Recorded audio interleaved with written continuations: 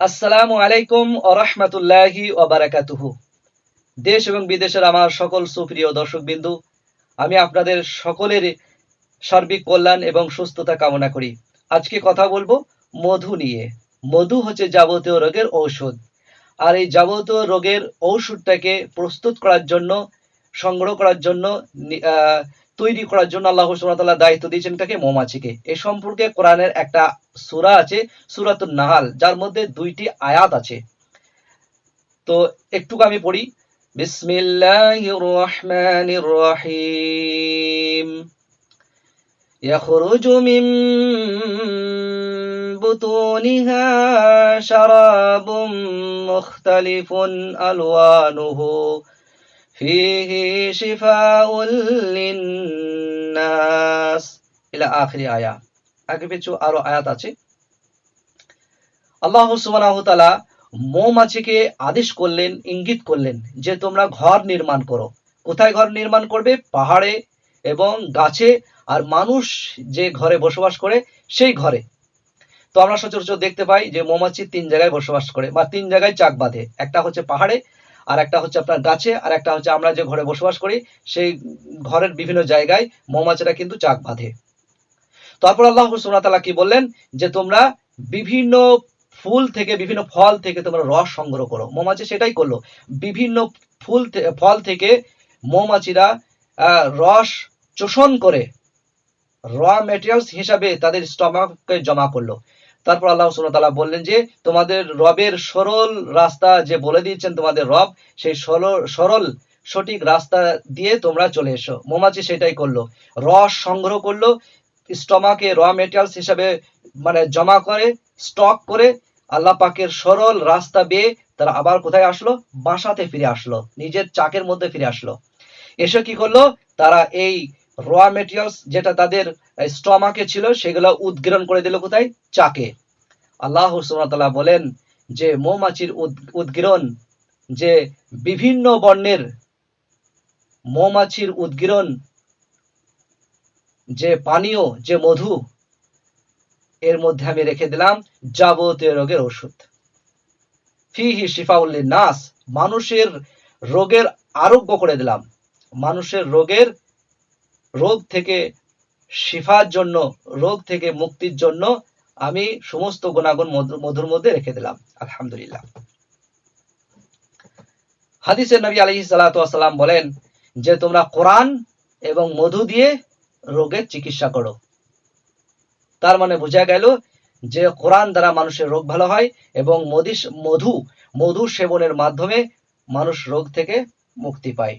এ সম্পর্কে আরেকটা হাদিস, নবী আলাইহিস সালাতু ওয়াস সালামের কাছে একজন সাহাবী তার ভাইকে নিয়ে আসলেন। তার ভাইয়ের নাকি পেটে অসুখ, পেটে গোলযোগ, পেটের সমস্যা। নবী আলাইহিস সালাতু ওয়াস সালাম তাকে মধু সেবন করার জন্য আদেশ করলেন। তো সেই ব্যক্তি যথারীতি মধু সেবন করলেন এবং পেটের যাবতীয় অসুখ থেকে মুক্তি পেয়ে গেলেন। আলহামদুলিল্লাহ।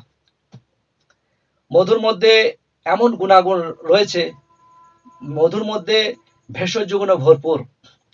আজ যে আমরা অ্যান্টিবায়োটিক ব্যবহার করি, এটা তো 1928 সালে এটা আবিষ্কার হয়েছে। এর আগে কিন্তু অ্যান্টিবায়োটিক ছিল না। তো মানুষ যে ভাইরাস, ব্যাকটেরিয়া, ফাঙ্গাস ইত্যাদি যে জীবাণু, এর সাথে লড়াই করার জন্য যে খাদ্যটা গ্রহণ করতেন সেটা হচ্ছে মধু।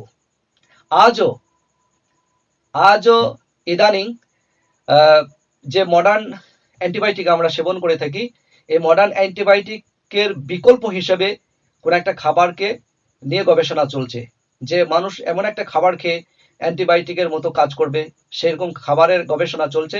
তো মধুকে প্রথম তালিকায় রাখা হয়েছে। আগামী দিনে মডার্ন অ্যান্টিবায়োটিক হিসেবে মধু সেবন করা হবে ইনশাল্লাহ।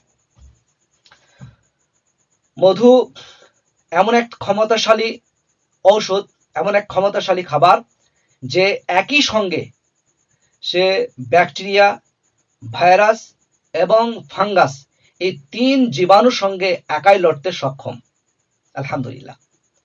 মধু মানুষের রক্তের মধ্যে ব্যাড কোলেস্টেরল এলডিএল কমাতে সাহায্য করে এবং গুড কোলেস্টেরল এইচডিএল বাড়াতে সাহায্য করে এবং মানুষের শরীরে টিজিকে কমিয়ে দেয়, যার কারণে হৃদরোগের ঝুঁকি থেকে মানুষ মুক্তি পায়। এছাড়াও মধু পেটের মধ্যে যাবতীয় গোলযোগ সারাতে, কোষ্ঠকাঠিন্য দূর করতে মধুর কোনো বিকল্প নেই। এছাড়াও যারা রূপচর্চা করতে চাচ্ছেন, সকলেই চায় যে নিজেকে একটু দেখে ভালো লাগুক, স্কিন খুব উজ্জ্বল থাকুক। তো যারা এটা চাইছেন তারা কিন্তু মধুর সেবন করতে পারেন এবং মধু আপনারা মুখের মধ্যে লাগাতে পারেন। কেননা মধুর মধ্যে এমন কিছু গুণাগুণ বৈশিষ্ট্য আছে যে আপনার অকাল বার্ধক্যকে রোধ করতে পারে, আপনার চেহারার মধ্যে তারুণ্য, লাবণ্য এবং চেহারার মধ্যে উজ্জ্বলতাকে ধরে রাখার ক্ষমতা মধুর মধ্যে আছে। তো ন্যাচারালি যারা চাইছেন যে চেহারার মধ্যে আমাদের একটা লাবণ্য ফুটে উঠুক, চেহারার মধ্যে বয়স্ক ছাপ চলে যাক, দূর হয়ে যাক, সবসময় যে একটু অ্যাং অ্যাং ভাব থাকবে, মানে তাহলে অবশ্যই আপনারা কি করবেন, মধু খাবেন এবং রাত্রের বেলায় সম্ভব হলে আধা ঘন্টা 1 ঘন্টা আপনারা মধু মুখের মধ্যে লাগিয়ে রাখবেন, তারপরে ধুয়ে নেবেন। এছাড়াও ঘা শুকাতে, দীর্ঘদিন ঘা শুকায় না, তো যদি আমরা মধু সেই ঘায়ের মধ্যে লাগাই তাহলে কিন্তু সেই ঘা শুকিয়ে যাবে। যদি কোনো জায়গায় সেপটিক হয়ে যায়, মধু লাগাবেন, মধু খাবেন, কারণ মধুর মধ্যে অ্যান্টিসেপটিক আছে যা আপনার যে কোনো ঘা শুকাতে খুব সাহায্য করে এবং যেটা সেপটিক হয়ে যায় সেটাকে সারাতে আপনার খুবই ভালো কাজ করে। তো মধু আপনারা সবাই সেবন করবেন। আরেকটা জিনিস হচ্ছে যে মধু মানে 40 বছর বয়স হয়ে গেলে না, যে মানুষের আস্তে আস্তে 40 বছর বয়স যে পুরুষ আছে তাদের আস্তে আস্তে মানে যৌবন ক্ষমতা কমতে থাকে, কারণ পুরুষদের যে টেস্টোস্টেরন যে হরমোন আছে সেটা আস্তে আস্তে কমতে থাকে। তো নিয়মিত যদি মধু খাওয়া যায় তাহলে পুরুষ হরমোন টেস্টোস্টেরন বাড়বে, এতে করে যৌবন শক্তি বা যৌন শক্তি এটা স্ট্রং থাকবে, সহজে নষ্ট হবে না, কমবে না। এছাড়াও মধু ইমিউন সিস্টেমকে বুস্ট করে, রোগ প্রতিরোধক ক্ষমতাকে স্ট্রং করে, যার কারণে রোগের সাথে লড়াই করতে এবং রোগ প্রতিরোধক ক্ষমতাকে স্ট্রং করতে মধুর কোনো বিকল্প নেই। মধু একটা খুব ভালো খাবার। এছাড়াও যাদের শ্বাসকষ্ট, এই শ্বাসকষ্টকে দূর করতে, ভালো করতে আপনারা মধু সেবন করতে পারেন। যাদের কফ জমে যায়, বারবার যাদের কফ জমে, নিয়মিত মধু খেলে এই বারবার কফ জমা সমস্যা সমাধান হবে। এছাড়াও যাদের বারবার ঠান্ডা লেগে যায়, ঘন ঘন জ্বর হয়, ঠান্ডা লাগে, সর্দি, কাশি ইত্যাদি থেকে মুক্তি পেতে আপনারা অবশ্যই মধু খাবেন।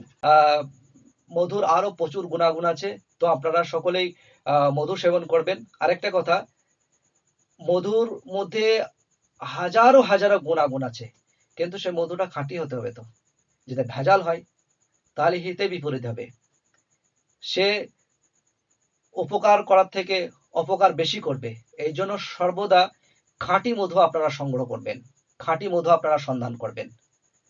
আরেকটা কথা বলে রাখি, যাদের ডায়াবেটিস আছে তেনারা মধু খেলে ডক্টরবাবুদের পরামর্শ নেবেন। ডাক্তারবাবু আপনার সুগার মেপে আপনার কত সুগার আছে সেই অনুযায়ী আপনি মধু খেতে পাবেন কিনা, বা খেলেও আপনি কতটা পরিমাণ খাবেন সেটা আপনার ডাক্তারবাবু বলে দেবেন। তো যাদের ডায়াবেটিস আছে তারা সরাসরি নিজে থেকে মধু না খেয়ে ডাক্তারবাবুদের পরামর্শ আপনারা মধু খাবেন। আর একটা কথা বলে রাখি যে যদি আপনারা কেউ অরিজিনাল এবং খাঁটি মধু সংগ্রহ করতে চান তাহলে আমাদের সাথে যোগাযোগ করতে পারেন। আমরা একদম অরিজিনাল এবং খাঁটি মধু সংগ্রহ করে থাকি। চলেন আমরা কিভাবে সংগ্রহ করে থাকি সেটা তো এর আগে দেখেছি। তারপরে আমরা সংগ্রহ করার পরে চাক থেকে কিভাবে আমরা মধু গেলে বোতলজাত করে আপনাদেরকে দিই সেটা আপনারা একটু দেখুন। চলুন, এই দেখুন, এটা হচ্ছে মৌমাছির চাক। আমরা এই ধরনের চাক সংগ্রহ করি একদম নিজের দাঁড়ি থেকে, তারপর এই চাক গেলে আপনাদের আমরা কাঁচের জারে সেটা বোতলজাত করে আপনাদের কাছে সেটা সরবরাহ করে থাকি। তো দেখুন একদম একদম খাঁটি মধু।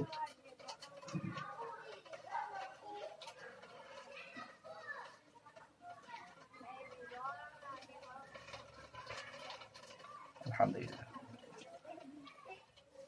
এই যে চাক এখনো মধু আছে, এটা আর আমি আরো চেপে চেপে মধুটা গেলে নেব। এইরকম ভাবে আমাদের কাছে যে চাকগুলো আছে সমস্ত চাক আস্তে আস্তে চেপে চেপে আমরা এটাকে গেলে নেব।